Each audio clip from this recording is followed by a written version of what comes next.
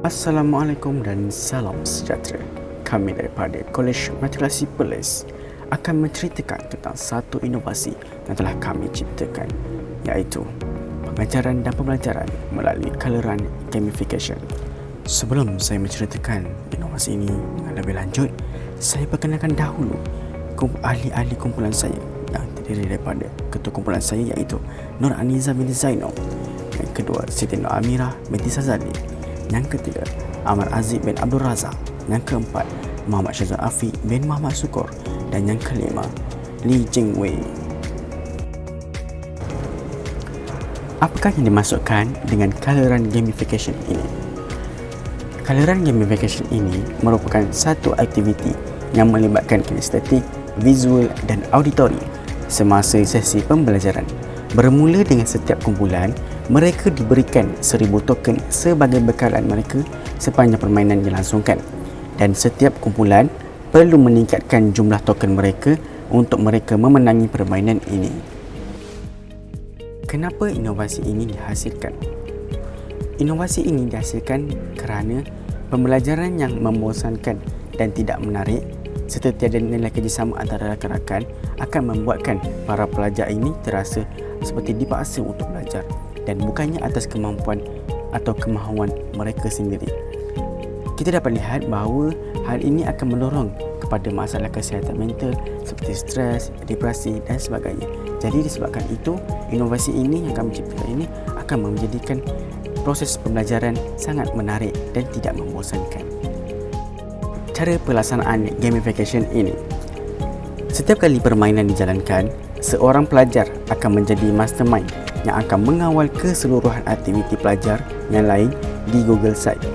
Mastermind ini dapat melihat keberadaan dan lokasi setiap kumpulan melalui aplikasi Live 360 yang akan dimuat turun oleh semua ketua kumpulan sebelum permainan ini dimulakan.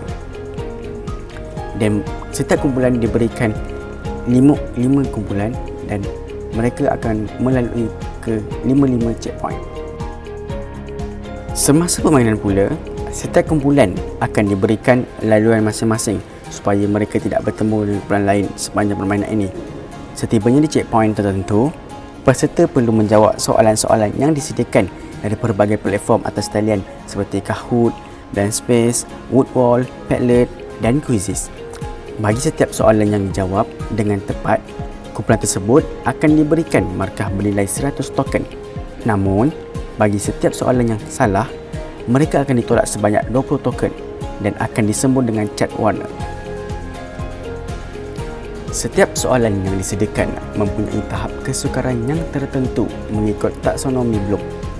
Bagi pelajar yang mampu menjawab soalan yang mempunyai tahap kesukaran yang paling tinggi, iaitu tahap Conquer, ia dikira sebagai Golden Key yang mewakili nilai sebanyak 500 token. Penentuan pemenang. Kumpulan dengan baju yang paling bersih dan token yang paling banyak akan dikira sebagai pemenang. Markah kumpulan masing-masing juga boleh dilihat melalui pautan Google Site yang telah disediakan oleh Mastermind sebaik saja permainan ditamat. Impak. Antara impak-impak yang terhasil daripada kalaran gamification ini ialah peningkatan pemahaman pelajar terhadap sesuatu subjek. Pelajar dapat meningkatkan pemahaman mereka melalui soalan-soalan yang telah diberikan berdasarkan checkpoint-checkpoint yang mereka lalui. Saya tidak langsung, mereka lebih memahami tentang subjek itu melalui soalan yang telah diberikan. Seterusnya, kemahiran penggunaan teknologi.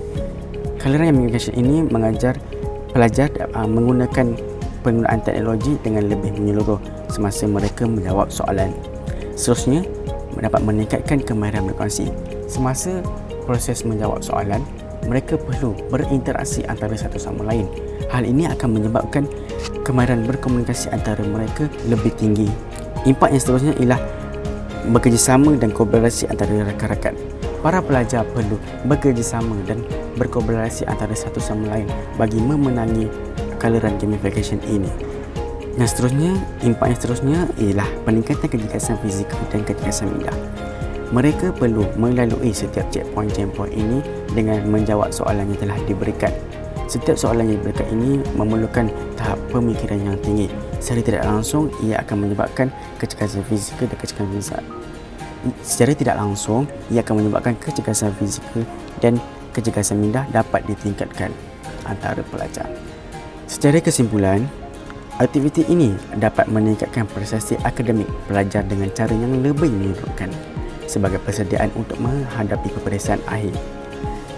Secara tidak langsung juga, keberhasilan pelajar melalui penggunaan ICT selaras dengan anjakan Pelan Pembangunan Pendidikan Malaysia dapat meningkatkan kualiti pencara atau guru yang mengajar mengikut standard Guru Malaysia SGM 2.0 melalui kalaran gamification ini.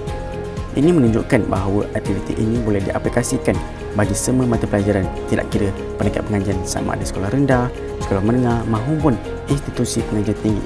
Dalam masa yang sama akan dapat menyediakan pekerja berpekaran dan kemahiran tinggi berasaskan revolusi industri 4.0.